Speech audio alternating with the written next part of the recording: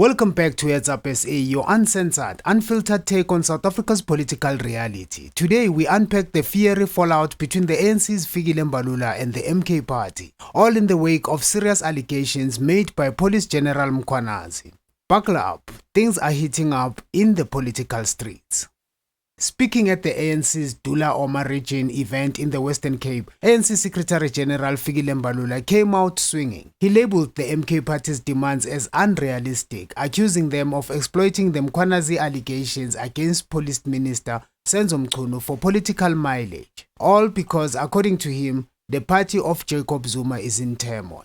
I don't know, let's give any process a chance, but that party you are talking about of Jacob Zuma, they hope for something out of these processes. We know they are faced with difficulties. They hope for something out of this, and including making unrealistic and reasonable, blatantly political demands, like the president must resign, and they promised anarchy on Friday. So the law enforcement was ready for their anarchy to suppress it. We know what they did in July, riots and all of that. We're quite happy that everything else that they tried has failed this far. And nobody in their right thinking mind can support anarchy. Jacob Zuma is making demands and demands and demands over issues when he was president. He failed and to address some of them, and then secondly, he's making unreasonable demands when he knows as a state president that what the president has done is correct, it's lawful. So what constitutionality are they challenging? But I think we'll see that as it unfolds. But nonetheless, we are very happy that South Africans have not fallen into the anarchic, pursuit of this Jacob Zuma party.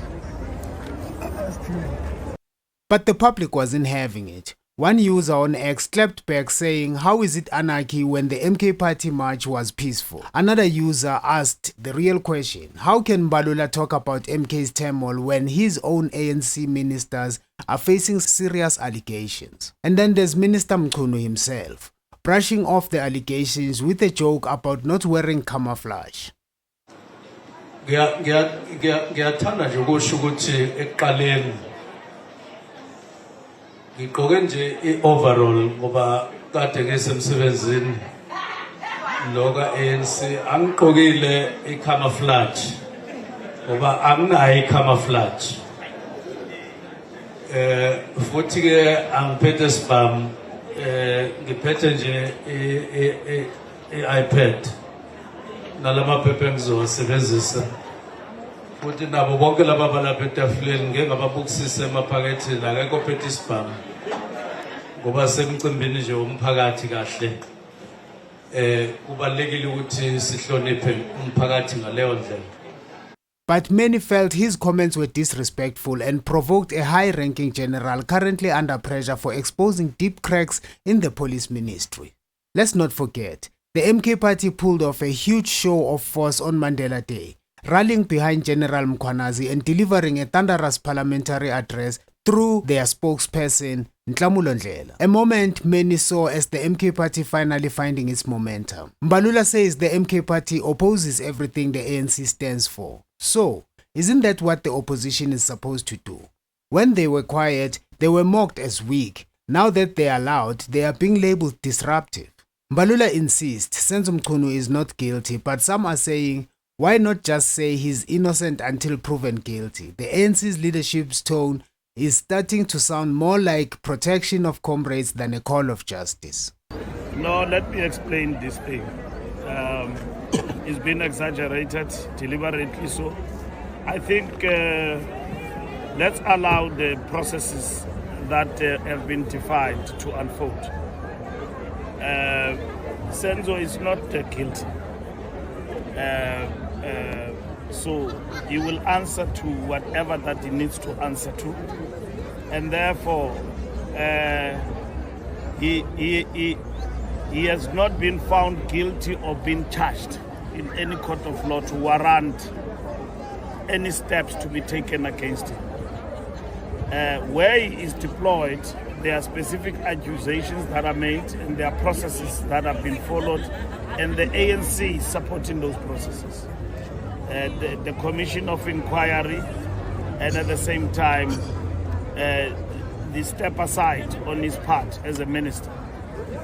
Even though people debate that step aside, but he has stepped aside with immediate effect to give the processes a chance to unfold. He himself pronounced that he is ready to appear before the commission and make his own and put his own side of the story. That's what is important. Now, in relation to the ANC, he's a member of the working committee of the ANC. He's not suspended. He's a member of the National Executive Committee. He's expected to execute his responsibilities as required by the ANC. Only if something happened to him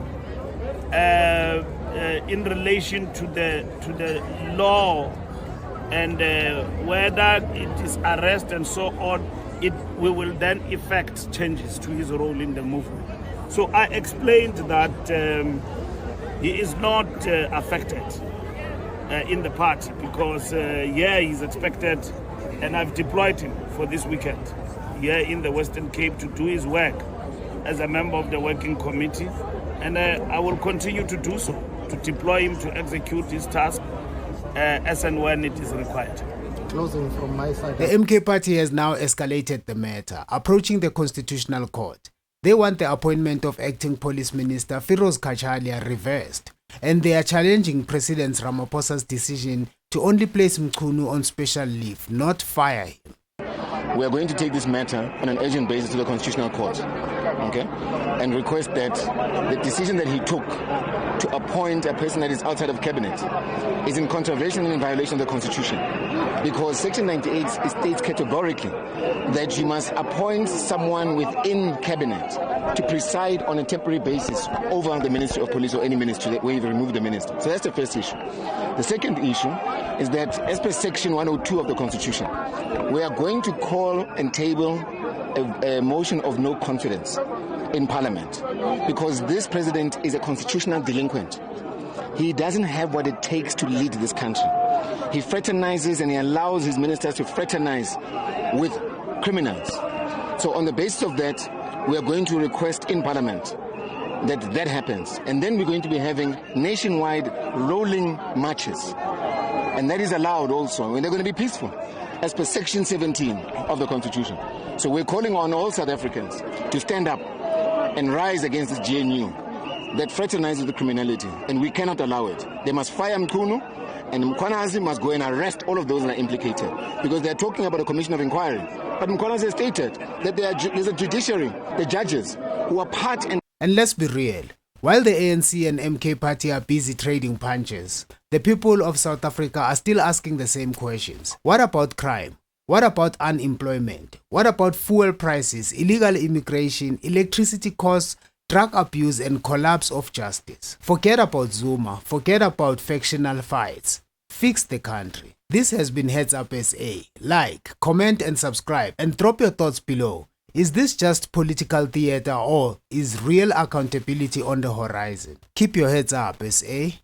The day South Africa allows one person, whoever it is, to suspect somebody, and after suspecting somebody, go on to investigate, and then after investigating, then becomes a prosecutor, and then becomes a judge or a magistrate, and issues a verdict, all in one place. One person does all of that. That will be the direct and 100% reversal of what the struggle for justice is about and what South Africa that we are building is about. And that will be the end of all of us in the country.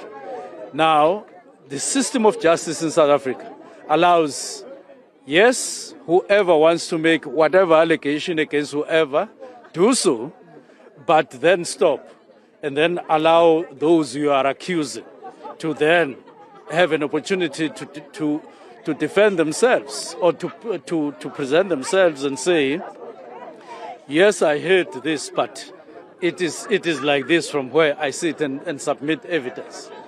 And that is the South Africa that we want, that we are building. So those who are calling for this and that, those who are and so on, my humble appeal, not because the allegations have something to do with me as well, and much as it is about other institutions and other departments, but I'm saying it is fair to wait for the commission to deliberate 100%. It is for this reason that I support that, and I still support what the president decided on. It's fair and square.